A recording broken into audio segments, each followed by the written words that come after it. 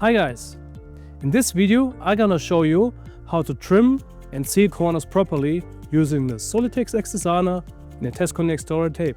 It is important that you treat each wall face separately, because when you stretch the membrane around the corners, later on you might poke holes in internal corners. Also, wrapping the membrane around external corners, you might create creases which don't look good later on. Install the membrane to the second wall face just like before, using the triangulation method to ensure it is pulled taut and wrinkle-free. The membrane from the second face should slide under the overlap of the first and extend just as far as the corner. Fix the second membrane to the corner stud with staples every 100 mm, and then trim the excess with a utility knife, using the PRESSFIX tool as a guide. Then use the PRESSFIX tool to push the membrane tight into the corner and fix the overlapping membrane from the first face over the second using staples.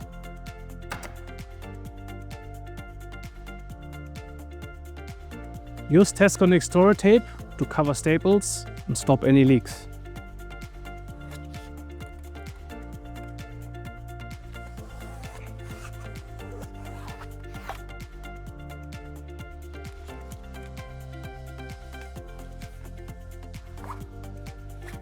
For external corners, cut the membrane so that the overlap occurs on the widest part of the stud. Here the first membrane wraps around the second.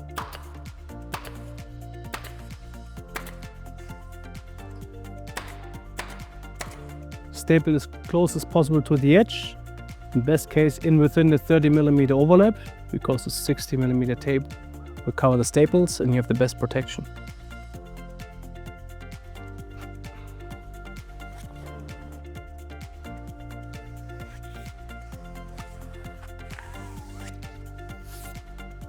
So, now we know how to detail internal and external corners.